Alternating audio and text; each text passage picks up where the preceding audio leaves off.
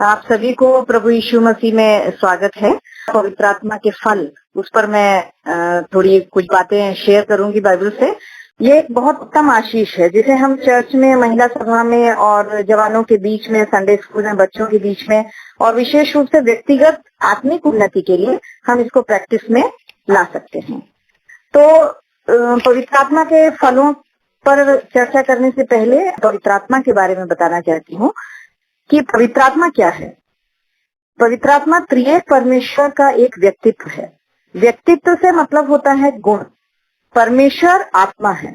उन्होंने अपने गुणों को समय समय पर मनुष्यों पर प्रकट किया है, जैसे एल एलियोन परम प्रधान गॉड मोस्ट हाई, एल शद्दई सर्वशक्तिमान गॉड ऑलमाइटी, यहोवा रोपे का चंगा करने वाला, यहोवा रोही चरवाहा गॉड इज माई शेपर्ड। अब हम ये देखेंगे कि पवित्र आत्मा की स्टडी को क्रिश्चियन थियोलॉजी में क्या बोला जाता है। इसको बोलते हैं न्यूमेटोलॉजी। न्यूमा और लोगोस ये दो ग्रीक वर्ड है। न्यूमा का मतलब है स्पिरिट अर्थात आत्मा, और लोगोस का मतलब है अध्ययन, स्टडी। परमेश्वर ने मनुष्य को अपने रूप और समानता में बनाया। ये बहुत ही फेमस वर्स है जेनेसिस उत्पत्ति 1:26 में, जिसका मतलब ये है कि परमेश्वर ने अपने गुणों को मनुष्यों को दिया। अर्थात कैसे दिया? एक मिट्टी का पुतला बनाया और उसमें अपनी सांस फूंक दी और वो जीवता प्राणी बन गया और परमेश्वर के गुण उनमें ट्रांसफर हो गए। इस जीवते प्राणी के पास जो परमेश्वर आता था वो पिता, पुत्र और पवित्र आत्मा था, क्योंकि तीनों एक ही परमेश्वर हैं जो सृष्टि के पूर्व से ही हैं। इसलिए उत्पत्ति 1:26 में लिखा है आओ हम। उसमें आप लोगों ने भी ध्यान दिया होगा, आओ हम लिखा हुआ है। हम अर्थात पिता, पुत्र और पवित्र आत्मा, तीनों ने ही मिलकर मनुष्य को बनाया है। जैसे ही आदम ने पाप किया, तीनों ने आदम को छोड़ दिया और स्वर्ग में चले गए। पिता अपने ऐश्वर्य में सिंहासन पर विराजमान है और हम पुराने नियम में देखते हैं कि परमेश्वर ने समय समय पर अपनी चुनी हुई प्रजा इजरायलियों के लिए यीशु मसीह को भेजा। ध्यान देंगे यहाँ कि पुराने नियम में यीशु मसीह को कहाँ कहाँ परमेश्वर ने भेजा है। ये कुछ उदाहरण हम ले रहे हैं। जब इजरायली कनान के मार्ग में मरुभूमि में प्यासे थे, तब परमेश्वर की आज्ञा से मूसा ने चट्टान पर लाठी से प्रहार किया और उस चट्टान ने अपना जल दिया। वह चट्टान कौन था? आप देखें, पहला कुरिन्थियों अध्याय 10 पद 3 एवं 4। और सबने एक ही आत्मिक भोजन किया और सबने एक ही आत्मिक जल पिया, क्योंकि वे उस आत्मिक चट्टान से पीते थे जो उनके साथ साथ चलती थी, और वह चट्टान मसीह था। वह चट्टान मसीह था। दूसरा उदाहरण हम लेते हैं यहोशू के कनान प्रवेश के समय उसकी सारी सेना के सेनाध्यक्ष होकर एक दूत आया। वो दूत कौन था? वो भी यीशु मसीह थे।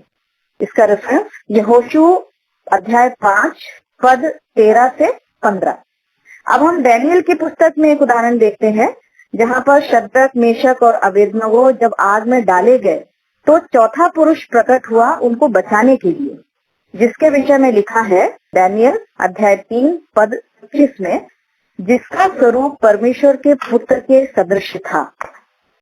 और जब नए नियम में यीशु मसीह थे तब होली स्पिरिट नहीं था, पवित्र आत्मा नहीं था, क्योंकि यीशु मसीह के ये वचन पाए जाते हैं, जब मैं जाऊंगा तब एक सहायक भेजूंगा। यूहन्ना चैप्टर 14 वर्स 16। इसमें हम देखते हैं, मैं पिता से विनती करूंगा, यीशु मसीह कहते हैं, मैं पिता से विनती करूंगा और वह तुम्हें एक और सहायक देगा कि वह सर्वदा तुम्हारे साथ रहे। इस तरह हम देखते हैं कि पवित्र आत्मा आदि से ही परमेश्वर के साथ रही है, अर्थात पिता, पुत्र, पवित्र आत्मा आदि से ही एक रहे हैं। और पुराने नियम तथा नया नियम में पिता, पुत्र, पवित्र आत्मा तीनों ही पाए जाते हैं, जिसको आज हम पृथ्वी में पवित्र आत्मा कहते हैं। अर्थात एक परमेश्वर में तीन व्यक्तित्व हैं। व्यक्तित्व का तात्पर्य गुणों से है। पहले हमने पवित्र आत्मा के बारे में बताया, अब हम बता रहे हैं पवित्र आत्मा के फल, जो 9 गुणों को 9 फलों के रूप में परमेश्वर ने मनुष्यों को दिया है। और क्यों दिया है?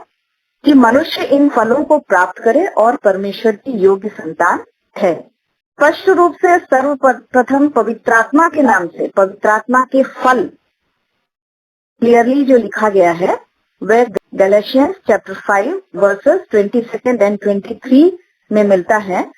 पर आत्मा का फल प्रेम, आनंद, शांति, धीरज, कृपा, भलाई, विश्वास, नम्रता और संयम है।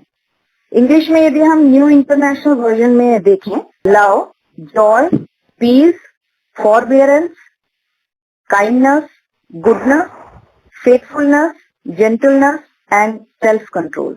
ध्यान दें, पवित्र आत्मा का फल एक मसीही विश्वासी के जीवन में पवित्र आत्मा की उपस्थिति के पश्चात आता है। बाइबल स्पष्ट कहती है रोमियो अध्याय 8 और पद 9 में, परंतु जबकि परमेश्वर का आत्मा तुम में बसता है तो तुम शारीरिक दशा में नहीं परंतु आत्मिक दशा में हो। यदि किसी में मसीह का आत्मा नहीं तो वह उसका जन नहीं। अब हम एक एक करके पवित्र आत्मा के 9 फलों को संक्षिप्त में देखेंगे। पहला फल है प्रेम, अर्थात इंग्लिश में लव बोलते हैं। वचन कहता है परमेश्वर प्रेम है। प्रेम किसी के साथ गहरा लगाव का होना बतलाता है। यह एक ऐसा गुण है जो लोगों को अपने स्वार्थ के बजाय दूसरों की फिक्र करने को उकसाता है। मतलब हम दूसरों की चिंता करते हैं। परमेश्वर के हम लोगों के लिए बेइंतहा प्यार, परमेश्वर ने जो हमसे प्यार किया है उसे वचन पहला यूहन्ना 4 का 8 में हम पाते हैं, यूहन्ना अध्याय 3 का 16, 15 का 13 और रोमियो 5 के 8 में बताया गया है। पौलुस ने पहला कुरिन्थियों अध्याय 13 पद 4 से 8 में पौलुस ने प्रेम के बारे में बताया। प्रेम धीरजवंत है और कृपालु है। प्रेम दाह नहीं करता, प्रेम अपनी बड़ाई नहीं करता और फूलता नहीं। वह अनरीति नहीं चलता, झुंझलाता नहीं, बुरा नहीं मानता, कुकर्म से आनंदित नहीं होता परंतु सत्य से आनंदित होता है। 7वां जो वर्ष है वो आप ध्यान दें, वह सब बातें सह लेता है, सब बातों की प्रतीति करता है, सब बातों की आशा रखता है, सब बातों में धीरज धरता है। और 8वें वचन में है प्रेम कभी टलता नहीं। तो इस तरह से हम देखते हैं कि पौलुस ने कितने सुंदर तरीके से प्रेम की, परमेश्वर के प्रेम की व्याख्या की। और यह तभी संभव है जब पवित्र आत्मा के निर्देशन में हम चलेंगे। तो जो पवित्र आत्मा के निर्देशन में चलने वाला विश्वासी आपसी प्रेम में ही रहना पसंद करता है, ये हमारा व्यवहारिक अनुभव है। दूसरा फल है आनंद, अर्थात जॉय। यहोवा अपने कामों से आनंदित होता है। यह लिखा है भजन संहिता 104 पद 31। प्रभु यीशु मसीह को अपने पिता की इच्छा पूरी करने में सच्ची खुशी मिलती है। मतलब प्रभु यीशु मसीह को आनंद कब मिलता है? पिता की इच्छा पूरी करने में। यह लिखा है भजन संहिता 40 पद 8 तथा इब्रानियों अध्याय 10 पद 7 से 9। नहम्या के अध्याय 8 और पद 10 के अंतिम भाग में देखेंगे। नहम्या अध्याय 8 पद 10। यहाँ पर नहम्या ने लिखा है यहोवा का आनंद हमारा दृढ़ गढ़ है। तीसरे फल पे हम आते हैं। तीसरा फल है पीस, शांति या मेल। आत्मा के इस फल में एक मनुष्य हर तरह से चिंता से मुक्त होता है और सुकून को महसूस करता है। शांति या मेल का जो एक व्यवहारिक अर्थ है, वो एक मनुष्य हर तरह से चिंता से मुक्त होकर सुकून को महसूस करता है। स्वर्ग में रहने वाला हमारा पिता शांति का परमेश्वर है, ये वचन कहता है। बाइबल में भजन संहिता 29 के दूसरे भाग में इस प्रकार लिखा है, यहोवा अपनी प्रजा को शांति की आशीष देगा। 1 कुरिन्थियों अध्याय 14 और पद 33 तथा यूहन्ना अध्याय 14 पद 27। यूहन्ना अध्याय 14 पद 27 में यीशु ने अपने चेलों से कहा, मैं तुम्हें अपनी शांति दिए जाता हूँ, अपनी शांति तुम्हें देता हूँ। यूहन्ना अध्याय 14 पद 26 में यीशु मसीह कहते हैं, मैं तुम्हें शांति दिए जाता हूँ, अपनी शांति तुम्हें देता हूँ। जैसा संसार देता है मैं तुम्हें नहीं देता। तुम्हारा मन व्याकुल ना हो और ना डरे। मतलब परमेश्वर की शांति जब हमारे अंदर आती है तो हम व्याकुल नहीं होते हैं और ना ही हम किसी बात से डरते हैं। रोमियो अध्याय 12 और पद 18 में लिखा है, जहाँ तक हो सके तुम भरसक सब मनुष्यों के साथ मेल मिलाप रखो। हमें मेल मिलाप से रहने के लिए परमेश्वर सिखाते हैं पवित्र आत्मा के फलों के द्वारा।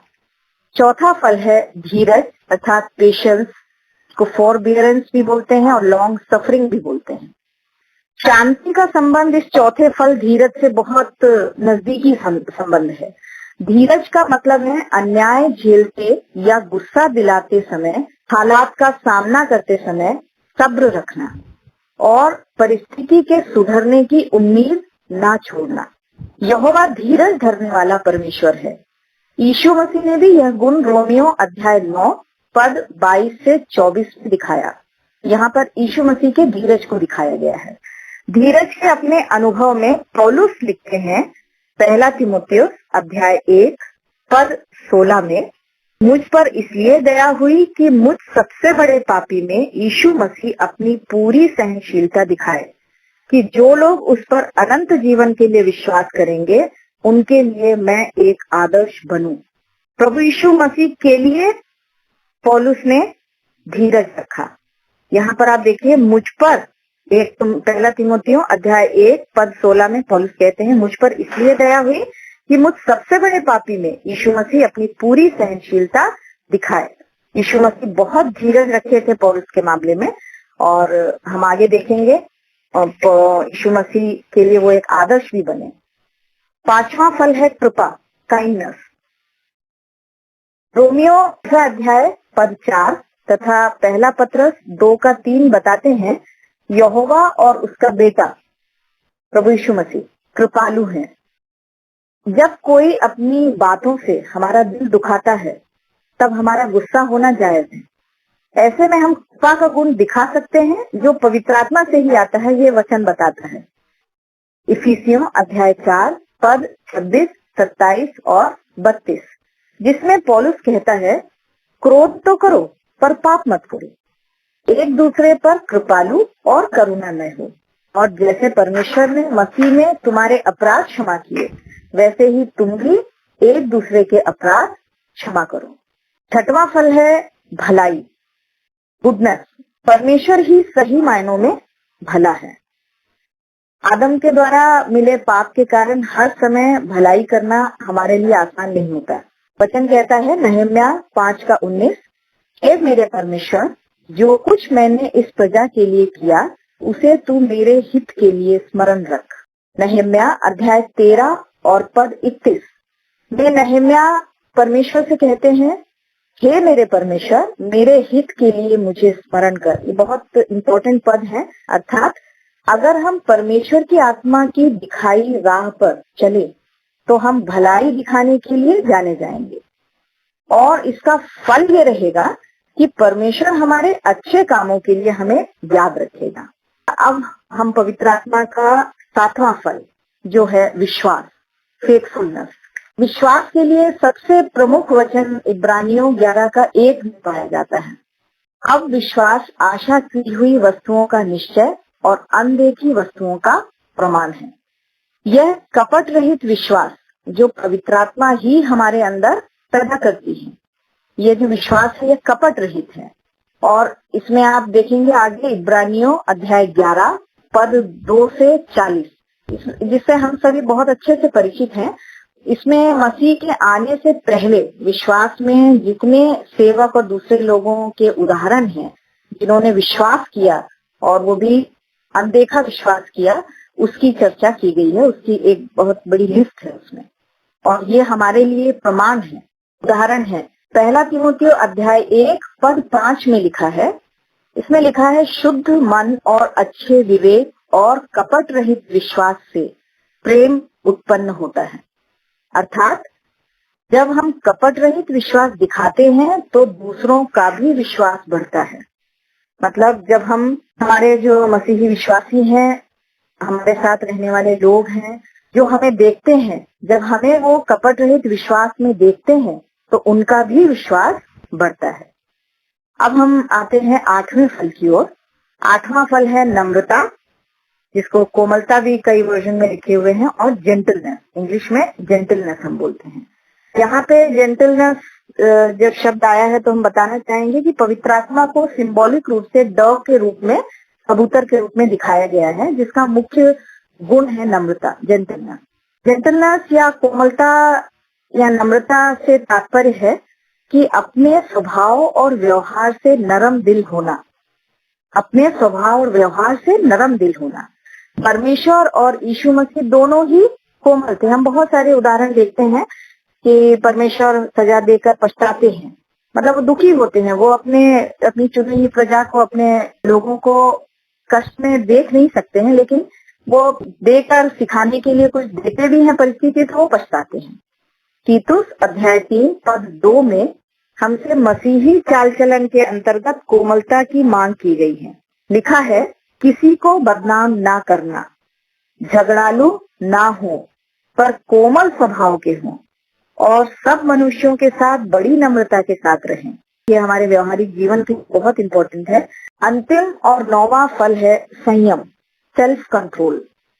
संयम इंग्लिश में वर्ड लिखा हुआ है, शब्द लिया गया है सेल्फ कंट्रोल। संयम पवित्र आत्मा का वह फल है जिसके अंतर्गत हम सोच विचार कर अपनी बातों में काबू रख पाते हैं, मतलब सोच समझकर हम जो बोलते हैं उस पर हम कंट्रोल रख पाते हैं। साथ ही यह हमें गलत काम करने से भी रोकता है, अर्थात गलत काम, यदि हमारे पास पेशेंस है तो हम, सेल्फ कंट्रोल है तो जो भी गलत हमसे काम होने वाला भी रहता है, हमारी इच्छा में भी आता है, तो वो हम कंट्रोल कर लेते हैं। यीशु ने क्लेश का जब सामना किया, यीशु मसीह ने क्लेश का सामना किया, तो उस वक्त संयम बनाए रखा और वह हमारे लिए एक आदर्श दे गया। और इसको पहला पत्रस 2:21 में भी लिखा गया है। और प्रेरित पत्रस ने अपने मसीही भाइयों को यह सलाह दी कि वे अपनी समझ पर संयम बढ़ाते जाएं। ध्यान दें, अपनी समझ पर संयम बढ़ाते जाएं। मैं आपके लिए दूसरा पत्रस अध्याय 1 पद 5 और 6 पढ़ देती हूँ।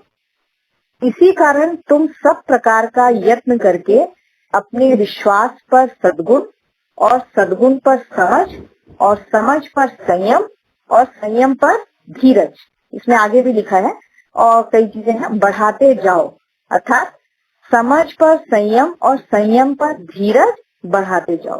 तो यह जो विश्वास है, अपने विश्वास पर सद्गुण और सद्गुण पर समझ और समझ पर संयम और संयम पर धीरज बढ़ाते जाओ, यह पवित्र आत्मा के फल से ही संभव है।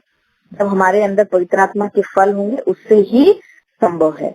तो इस प्रकार हम देखते हैं कि पवित्र आत्मा के 9 फल, इसके अंतर्गत हमने देखा प्रेम, आनंद, शांति, धीरज, कृपा, भलाई, विश्वास, नम्रता और संयम।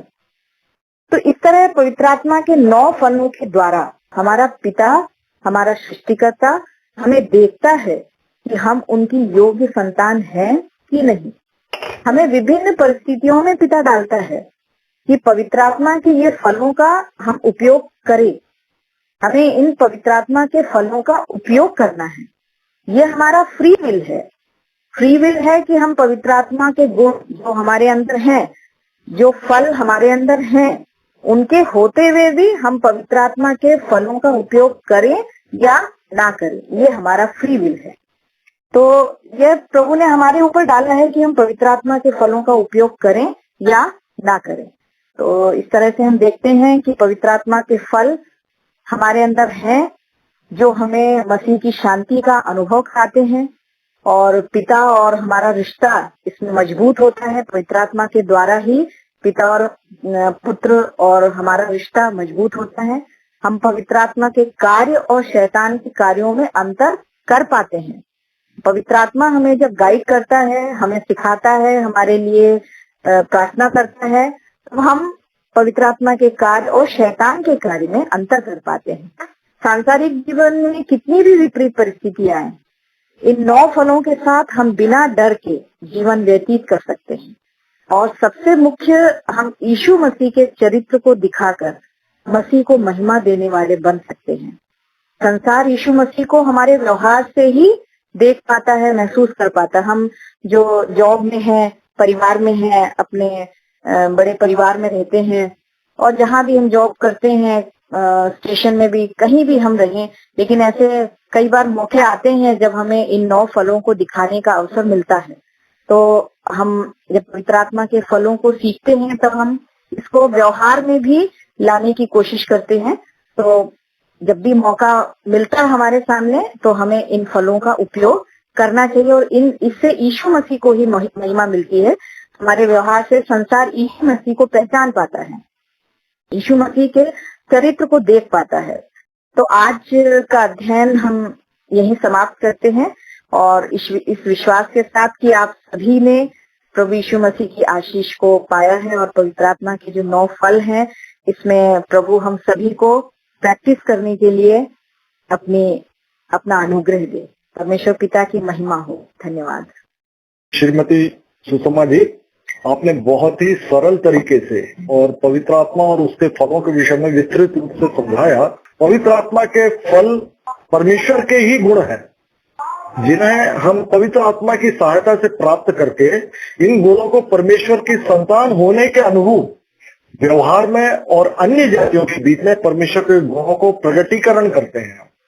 इसी से हम पहचाने जाते हैं कि ये मसीही हैं। अन्य जातियां इन्हीं गुणों के आधार पर हमें पहचानती है कि हम मसीही हैं, क्योंकि बाइबल बतलाती है परमेश्वर को कभी किसी ने नहीं देखा। तो अतः मनुष्यों के बीच पवित्र आत्मा के फलों के द्वारा ही हम परमेश्वर को प्रकट करते हैं। तो आज का अध्ययन बहुत अच्छा था। अब समय होगा प्रश्नोत्तर, यदि आप कुछ करना चाहें तो आप कर सकते हैं। आप लोग कोई प्रश्न इस विषय में पूछना चाहते हैं, त्रिएक परमेश्वर के विषय में, पवित्र आत्मा के विषय में, अथवा पवित्र आत्मा के 9 फलों के विषय में आप प्रश्न करना चाहते हैं, आपके अंदर मन में कोई प्रश्न हो तो आप जरूर उठाएं। मैं कोशिश करूंगा इन प्रश्नों का जवाब देने का। मैं शादी बोल रहा हूँ। ये पवित्र आत्मा को एक व्यक्ति के रूप में बोला गया है, व्यक्ति जो कि दुखित होता है, और व्यक्ति के रूप में हमें उसके साथ व्यवहार करना चाहिए। कुछ लोग इसको शक्ति के रूप में देखते हैं, जैसे ये परमेश्वर के गुण बोला गया है। तो यदि व्यक्ति के रूप में यदि हम उसको लें तो इसमें थोड़ा सा उसको क्लियर करना पड़ेगा। जी, आपने बोला पवित्र आत्मा एक व्यक्ति है। वो व्यक्ति नहीं है, वो व्यक्तित्व है, पर्सनालिटी है, वो पर्सन नहीं है। एक पर्सन करके आप उसको नहीं ले सकते हैं। ये त्रिएक परमेश्वर का एक भाग है ये। और परमेश्वर जो है, जो हम सबने बताया कि ये जो है परमेश्वर अपने गुणों के आधार पर परमेश्वर मनुष्य को प्रकट होते हैं। जैसे उन्होंने 2-3 गुण बतलाए, चरवाहा बतलाया, एल एलियोन बतलाया, अल शद्दई बतलाया। अब पुराने टेस्टामेंट से नए टेस्टामेंट तक देखेंगे, परमेश्वर को कभी किसी ने नहीं देखा है। उन्होंने अपने आप को समय समय पर अपने गुणों के आधार पर प्रकट किया है। अब पवित्र ये जो त्रिएक परमेश्वर जो है, ये आप इसको इस तरह से देखें, ये त्रिएक परमेश्वर कैसे, ये अलग अलग व्यक्ति आप बोल रहे हैं, और मैं इसको व्यक्तित्व बोलूंगा क्योंकि ये गुणों के आधार पर परमेश्वर है। तो यदि आप इसको व्यक्ति बोल रहे हैं तो आप देखेंगे ये एक पानी जो है, पानी क्या है? ये द्रव्य है। और आप बोलेंगे ये द्रव्य है, मैं बोलूंगा नहीं, पानी ठोस है। तीसरा व्यक्ति एक बोलेगा नहीं, ये वेपर है, ये वाष्प है। तो पानी जो है वो तीनों रूप में मिलता है, लेकिन वो तीनों मिलकर एक ही है, पानी ही है। तो पानी जो है वो अलग अलग रूप में मिलता है। इसी प्रकार से आप कभी मोमबत्ती की लौ को देखेंगे तो लौ को देखने पर आपको एक कलर नजर आता है, हो सकता है नारंगी रंग दिख रहा, लेकिन आप गौर से देखिए उसमें एक नीला रंग का भी होता है, नीला रंग भी होता है, पीला रंग होता है और नारंगी रंग होता है। ये तीनों जो है उसके अलग अलग टेम्परेचर को बतलाते हैं। नीला रंग जो है वो उसके सबसे ज्यादा तापमान वाले भाग को बतलाता है। तो इस तरह से तीनों मिलकर एक आग की लौ कहलाती है। इसी प्रकार पिता, पुत्र, पवित्र आत्मा, ये तीनों जो है कार्य के अनुसार ये अलग अलग होते हुए मनुष्यों के बीच में काम करते हैं, लेकिन ये सदा काल तक एक ही रहे हैं। पृथ्वी में आज पवित्र आत्मा है तो इसका मतलब ये नहीं कि आज यीशु मसीह नहीं है, क्योंकि ये जो परमेश्वर जो है इसकी अवधारणा इस तरह की है कि ये ओमनी प्रेजेंस है। ये सभी स्वर्ग और पृथ्वी पर एक समान ये निवास करते हैं। तो पिता भी जो है स्वर्ग और पृथ्वी पर समान रूप से है। यीशु मसीह भी जो है स्वर्ग और पृथ्वी पर समान रूप से है, और पवित्र आत्मा भी जो है स्वर्ग और पृथ्वी पर समान रूप से है। लेकिन स्वर्ग में अभी सिंहासन पर पिता बैठे हुए हैं और यीशु मसीह उसके दाहिनी तरफ बैठे हुए, ये हमारे लिए एक चित्र के रूप में बतलाया गया। और पवित्र आत्मा उसको हमारे लिए, हमारी सहायता के लिए ओल्ड टेस्टामेंट में भी इसको ये पृथ्वी पर था पवित्र आत्मा, और न्यू टेस्टामेंट में भी जो है पवित्र आत्मा इस पृथ्वी पर है हमारी सहायता करने के लिए। यह परमेश्वर, आपने बताया कि शक्ति को दर्शाता है। बिल्कुल शक्ति शब्द जो है या हिंदू धर्म पुराणों में पाया जाता है। हम क्रिश्चियनिटी में इसको शक्ति ना बोल के इसको सामर्थ बोलते हैं। पवित्र आत्मा में सामर्थ है और परमेश्वर अपने सामर्थ्यों का प्रगटीकरण पवित्र आत्मा के द्वारा करता है। कोई प्रश्न हो? प्रेरितों का 13:2 कुछ ऐसा लिखा है कि पवित्र आत्मा ने कहा, तो इसकी हम व्याख्या कैसे करेंगे? जी हाँ, पवित्र आत्मा ने कहा। परमेश्वर को कभी किसी ने नहीं देखा, लेकिन परमेश्वर सूंघता है, बोलता है, वो चलता है, वो फिरता है। इस तरह से मनुष्यों को समझाने के लिए ही बातें यहाँ पर बाइबल में दिया गया कि एक व्यक्ति के रूप में परमेश्वर को बतलाया गया। वो सूंघ सकता है, वो सुगंध को सूंघ सकता है, वो हमारे बलियों को वो सूंघता है। वो तो क्या इसका नाक है? हम नाक से तात्पर्य वह इसको महसूस कर सकते हैं। परमेश्वर इन सब बातों को महसूस कर सकते हैं। परमेश्वर का कोई आकार नहीं है, कोई हाथ पैर नहीं है। इसी प्रकार से होली स्पिरिट जो है उसका भी कोई आकार नहीं है, लेकिन वो हर एक चीजों को वो महसूस करता है और महसूस करता है। और इसी बात को समझाने के तौर पर यह कहा गया कि होली स्पिरिट ने जो आपने बताया कि कहा करके मुंह से नहीं बोला होगा, वो महसूस करता है। बाइबल में कई उदाहरण मिलते हैं कि वह कायल करता है और वह दुखी होता है। पवित्र आत्मा दुखी होता है, तो दुखी होता है तो इसका मतलब उसका हृदय है। हृदय से हम आपकी जो कल्पना में है एक मांस का हृदय होता है। अब आत्मा में कहाँ हृदय है? तो आत्मा और परमेश्वर जो है हम उसकी कल्पना नहीं कर सकते। जो कुछ भी परमेश्वर के बारे में और पवित्र आत्मा के बारे में जो कुछ भी इस तरह का बतलाया गया है कि उसने कहा, वो चला फिरा, वो मनुष्य को समझाने के लिए एक व्यक्ति के रूप में उसको पेश करके बतलाया गया। लेकिन यीशु मसीह जब यहाँ 35.5 साल तक जब यहाँ रहे हैं पृथ्वी पर, तब उन्होंने परमेश्वर को मनुष्य के रूप में उन्होंने बतला कर दिया। तब उनके हाथ पैर सब कुछ थे, वो महसूस कर सकते थे, सब कुछ है। आज वो स्वर्ग में है और इस पृथ्वी में आने के पहले भी जब स्वर्ग में थे तब उनका भी कोई रूप नहीं था जैसा कि पृथ्वी पर उनका रूप था यीशु मसीह का। तो पवित्र आत्मा का कोई रूप नहीं है और वह जो कहता है जैसा लिखा हुआ कहा गया ये इस तरह का, तो ये मनुष्य को समझाने के लिए किया गया और ये मनुष्यों ने लिखा हुआ है ये बात, और परमेश्वर की प्रेरणा से परमेश्वर ने ये बाइबल लिखवाया है। तो हम मनुष्य को कैसे समझ में आए इसके लिए ये कहा, सूंघा, चला फिरा, इस तरह की बातें परमेश्वर के बलवंत हाथों में हम हैं, इस तरह के ऐसा लगता है कि जैसे परमेश्वर के हाथ है। तो बलवंत हाथ मतलब उसके सामर्थ्य को दर्शाता हो। तो इस प्रकार से हम बाइबल को देखते हैं और पवित्र आत्मा को जो आपने वचन बतलाया प्रेरितों से, तो वो इसको हम इस प्रकार से देखते हैं। और कोई प्रश्न हो तो पूछ सकते हैं। ये पवित्र आत्मा के फलों को ये पाया जाता है या फिर उसको अपन को ग्रहण करना पड़ता है? मतलब उसके लिए आप उसको उसके लिए वर्कआउट करना पड़ता है ये कि ऑटोमेटिकली जब आपका बपतिस्मा हो जाता है कि ट्विस्ट रहता है? ओके, आप शायद विजू भाई बोल रहे हैं भोपाल से? जी। ओके। पवित्र आत्मा जो है, परमेश्वर ने पवित्र आत्मा की उपस्थिति स्वर्ग और पृथ्वी दोनों पर समान रूप से पाई जाती है। परमेश्वर ने अपनी संगति अपने क्रिएशन मनुष्य से हमेशा के लिए बना के रखा हुआ है। कभी वो संगति से बाहर नहीं हुआ, क्योंकि परमेश्वर हमसे इतना प्रेम करते हैं। परमेश्वर की संगति जो है वो आदम हव्वा के साथ में वो साथ में रहते थे और उसके बाद में जो है जब उन्होंने पाप कर दिया उसके बाद में जो है उनकी संगति आवाज के जरिए बात करते थे वो उनसे, और अब्राहम के समय में देखिए दर्शन के द्वारा, स्वप्न के द्वारा, और बाद में देखेंगे प्रोफेट के जरिए मेजर और प्रोफेट जो यशायाह यिर्मयाह ये सब है, इनके द्वारा परमेश्वर मनुष्यों की संगति में निरंतर बने रहे। इब्रानियों 1:1 में बतलाया गया है इसी बात को कि आदिकाल में परमेश्वर जो है विभिन्न तरीके से मनुष्यों की संगति में रहे हैं, लेकिन इस अंतिम युग में यीशु मसीह के द्वारा परमेश्वर हमारी संगति में है। तो जब यीशु मसीह थे तो परमेश्वर की संगति हमारे साथ में थी, और जब यीशु मसीह चले गए और तब जो है पवित्र आत्मा के रूप में आज हमारे साथ में परमेश्वर की संगति है। आपका प्रश्न यह है कि क्या इस पवित्र आत्मा या पवित्र आत्मा के फल को हमको पाने के लिए कुछ वर्कआउट करना पड़ेगा? प्रश्न आपका यह है। तो देखिए, आज जो है ये पवित्र आत्मा छोड़ा हुआ है हम सबके लिए, चाहे वो कोई भी जाति का क्यों ना हो, जो इसको ग्रहण करेगा। पवित्र आत्मा तभी मिलता है जब व्यक्ति जो है यीशु मसीह को ग्रहण करता है, यीशु मसीह के प्रायश्चित बलिदान पर विश्वास करता है, तभी उसको वो पवित्र आत्मा जो है तो प्राप्त होता है। तो पवित्र आत्मा पाने के लिए कोई विशेष वर्कआउट नहीं करना पड़ता आपको। यह परमेश्वर का दान है, ये परमेश्वर का दान है। जो मसीह पर विश्वास करता है उसको पवित्र आत्मा दिया जाता है। पवित्र आत्मा जो है वो परमेश्वर है।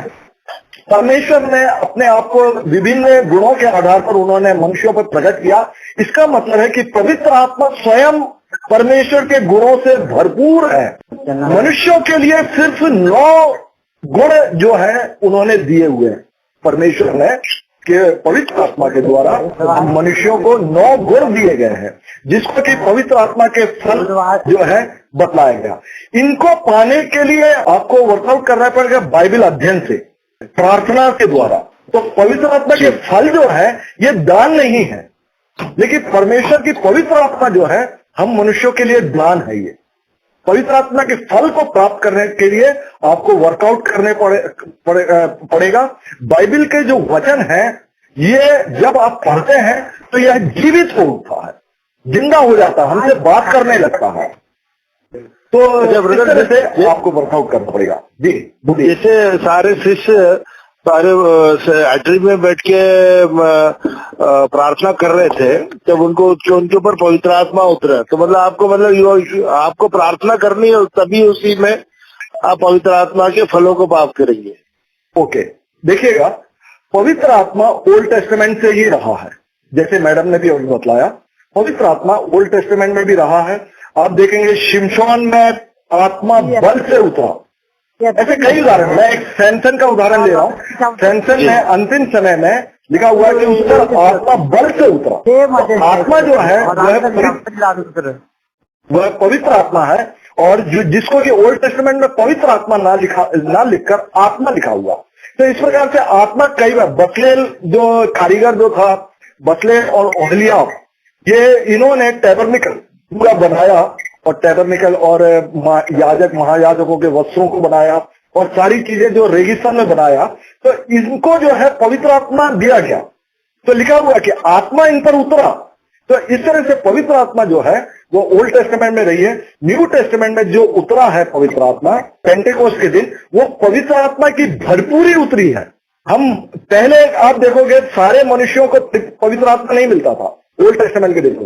कुछ लोगों को पवित्र आत्मा कुछ विशेष कामों के लिए सामर्थ के रूप में उनको दिया जाता था, लेकिन नए टेस्टामेंट में इन पवित्र आत्मा हम सबको जो है दान स्वरूप दिया गया है। पेंटिकोस्ट के दिन क्या हुआ, आत्मा की भरपूरी हुई है। वहां पे भरपूरी के रूप से सारी पृथ्वी पर परमेश्वर ने पवित्र आत्मा दे दी है। कोई प्रश्न हो तो आप पूछ सकते हैं, यदि सेटिस्फाई नहीं है तो और भी आप पूछ सकते हैं। हेलो, हाँ जी बोलिए। हाँ जी, जैसे आपने बोला कि परमेश्वर है क्या हाथ पैर नहीं है ना? जी जी, परमेश्वर निराकार है जी, लेकिन वचन में लिखा कि परमेश्वर ने मनुष्य को अपने ही समानता में बनाया। जी है ना? जी, इसका मतलब कि परमेश्वर का हाथ भी है, पैर भी है। और फिर जब मूसा ने बोला कि मैं दर्शन करूंगा, तो परमेश्वर बोला तो मेरे मुंह को नहीं मेरे पीठ को देख नहीं पाएगा। है ना? बिल्कुल बिल्कुल। इसका स्पष्ट है कि परमेश्वर मनुष्य के रूप में ही है ना? जी जी जी। हाँ, इसको क्लियर करेंगे। देखिए, आप मिस्टर जॉर्ज बोल रहे हैं जबलपुर से, मेरा ख्याल है। हाँ जी, हाँ जी। तो जब भी प्रश्न करें तो आप अपना नाम और शहर का नाम जरूर बतलाएं, अभी ताकि सभी लोगों को मालूम हो कि कौन व्यक्ति पूछ रहे हैं करके ये। जी जी जी। तो आपने दो चीजें बतलाया, एक तो उत्पत्ति 1:26 में जो जैसा लिखा हुआ है, आओ हम मनुष्य को अपने अनुरूप और अपनी समानता में बनाए, एक तो आपने ले लिया। दूसरी बात आपने लिया, मूसा को परमेश्वर दर्शन दिए थे या दिखे थे, है ना। मूसा को परमेश्वर ने पीठ से देखा था, उसने मुख का दर्शन नहीं किया था। नहीं देखिएगा, पहले जो उत्पत्ति 1 अध्याय का 26 के बारे में मैं बात करूंगा। मनुष्य को अपने अनुरूप और अपनी समानता में बनाया। देखिएगा, एक तो यहाँ पर अभी मैडम ने भी बताया था कि वो गुणों के आधार पर बनाया, अपने समानता में पवित्र बनाया, है ना, अपने अनुरूप जो है न्यायी बनाया, अपने अनुरूप प्रेमी बनाया, अपने गुणों के अनुसार। लेकिन मनुष्य को जो रूप मिला हुआ वो कब मिला? जब आदम को भूमि से मिट्टी ली और उन्होंने एक रचना बनाई और उसमें जीवन का श्वास फूंक दिया, तब वह जीवित प्राणी हो गया। तो देखिए, गुणों को अलग अपनी अनुरूप और अपनी समानता में बनाया, लेकिन आदम को जो आकार जो बनाया वो जो है परमेश्वर की अनुरूप समानता में नहीं बना है। आकार जो है परमेश्वर के अनुरूप और समानता में नहीं बना है। परमेश्वर ने मिट्टी लेके जब आकार बना लिया, जब ये जीवित प्राणी हो गया, तो इस जीवित प्राणी में इस गुणों को जो है इम्प्लांट कर दिया गया, परमेश्वर के गुणों को, जो अपनी समानता और अनुरूप में जो उन्होंने बनाया था। दूसरा प्रश्न जो है, मूसा ने जो है परमेश्वर को देखा। बाइबल ये क्लियर बतलाती है, हाँ जी, बाइबल ये बहुत क्लियर बतलाती है कि परमेश्वर को कभी किसी ने नहीं देखा। यस। तो मूसा ने कैसे देख लिया? देखिएगा, मूसा ने जो है देखा करके लिखा है, लेकिन वो जो है परमेश्वर की सामर्थ है वहां पर। जो परमेश्वर जो था, परमेश्वर की सामर्थ है, सामर्थ को आप आमने सामने उसको नहीं उस पर देख सकते, क्योंकि जैसे ही परमेश्वर की सामर्थ को हम आमने सामने देखेंगे, हम तुरंत मृत्यु हो जाएगी हमारी। बाइबल में कई जगह इस बारे में दिया हुआ। तो इसलिए पीछे से देखा, वो सामर्थ्य थी जो कि मूसा के सामने से गुजरी, इसलिए उसको बोला था कि चट्टान के पीछे अब तू छुप जा और मैं अपना हाथ तुझे छुपाए रखूंगा। तो ये परमेश्वर की सामर्थ है, जो कि परमेश्वर स्वर्ग में उपस्थित रहते हुए भी पृथ्वी पर रह सकते हैं वो। इसी प्रकार से यीशु मसीह भी जो है आज स्वर्ग में है, लेकिन पृथ्वी पर भी है वो। और इसी प्रकार से पवित्र आत्मा आज स्वर्ग में भी है और पृथ्वी पर भी है। लेकिन समय समय पर परमेश्वर, जैसे आज के समय में जो है अपनी सामर्थ के रूप में पवित्र आत्मा के रूप में उड़ेला गया। देखिएगा, बाइबल में जहां जहां भी दूत लिखा हुआ है या दूत, परमेश्वर का दूत लिखा हुआ है, या बोले कि वहां पे परमेश्वर उपस्थित वहां पे रहे हैं। अब्राहम को 3 स्वर्गदूत दिखाई दिए, वो पिता, पुत्र, पवित्र आत्मा, स्वर्गदूत दिखाई दिए उनको। ऐसे स्वर्गदूत जो है अनेक जगह पर दिखाई देते हैं। जैसे मूसा को, जैसे आपने बताया कि मूसा को भी दिखलाई दिया करके, तो स्वर्गदूत भी जो अनेक जगह पर दिखाई दिया, वो परमेश्वर, एग्जैक्ट परमेश्वर नहीं है वो स्वर्गदूत भी होते हैं। और परमेश्वर अपनी सामर्थ को जो है स्वर्गदूतों को देते हैं कि मेरा नाम लेकर जाओ और मेरे नाम से जो है तुम सामर्थ के काम करो।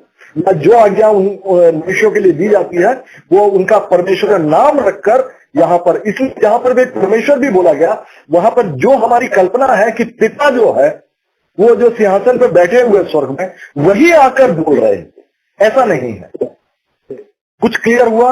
यदि नहीं हुआ तो आप और पूछ सकते हैं। नहीं, क्लियर हो गया। ये परमेश्वर की सामर्थ है। मनुष्य परमेश्वर को कभी किसी ने नहीं देखा और ना ही देख सकता है। तो भौतिक आंख से परमेश्वर को नहीं देख सकता, क्योंकि बाइबल बतलाती है कि परमेश्वर आत्मा है। और कोई प्रश्न हो तो आप पूछ सकते हैं। मैडम ने ट्रिनिटी के बारे में भी बतलाया, आत्मा के फल के बारे में बतलाया, पवित्र आत्मा के भी बारे में बतलाया। मैं विजू भोपाल से बोल रहा था जी। मैं पूछ रहा था सर, ये पवित्र आत्मा क्रिएटर है या क्रिएशन है सर? ओके, देखिएगा, पवित्र आत्मा 3 व्यक्तित्व में एक परमेश्वर है, एक गॉड है। पवित्र आत्मा 3 पर्सनालिटी में। मैंने बताया कि समय समय पर, जैसे यीशु मसीह 33.5 साल के लिए इस पृथ्वी पर आए, पुत्र आया उनका, तो 33.5 साल के लिए बस वो आए। पवित्र आत्मा जो है उनके यीशु मसीह के स्वर्गारोहण के बाद आज तक, और पवित्र आत्मा जो है जब यीशु मसीह का द्वितीय आगमन होगा तब तक वो रहेगा। जब ये द्वितीय आगमन हो जाएगा तब जो है ये पवित्र आत्मा उठा ली जाएगी। इस ओल्ड टेस्टामेंट में पवित्र आत्मा समय समय पर आता था और परमेश्वर उसको भेजते थे किसी विशेष काम के लिए। ये पवित्र आत्मा देखेंगे जब सृष्टि रचना हुई तो पवित्र आत्मा जो था परमेश्वर के साथ था, यीशु मसीह साथ थे। जैसे मैडम ने भी दो जगह पर उन्होंने बतलाया, पहला वचन देखेंगे, आदि में परमेश्वर ने आकाश और पृथ्वी को बनाया और आत्मा जो है जल के ऊपर मंडराता था। आत्मा, वो कौन सी आत्मा? पवित्र आत्मा जल के ऊपर। वो क्रिएशन में भी साथ रही है। जैसे कि मनुष्य के क्रिएशन में बतलाया, आओ हम मनुष्य को अपने अनुरूप और अपनी समानता में बनाएं। तो आओ हम में जो है ये तीनों चीजें रही है। तो ये क्रिएशन नहीं है, ये क्रिएटर है।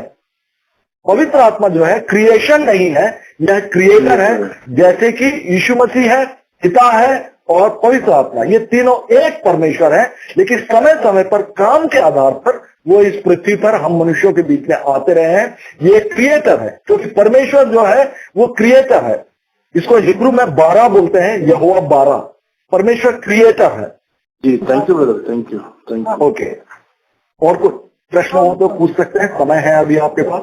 शादी बोल रहा हूँ कटनी से। हाँ, शादी। कुछ लोग पवित्र आत्मा के वरदान और पवित्र आत्मा का फल, कुछ लोग में पवित्र आत्मा के वरदानों पर जोर देते हैं और वो सेवा के समय या मीटिंग के समय वरदानों का उपयोग करते हैं। लेकिन वो फल जो होना चाहिए, प्रेम, आनंद, मेल, इस तरह दिखाई नहीं देता। ये कभी कभी लोगों के लिए ठोकर का कारण और ये कभी दुविधा में डाल देता है कि ये वाकई मसीही है या कौन सी आत्मा काम कर रहा है।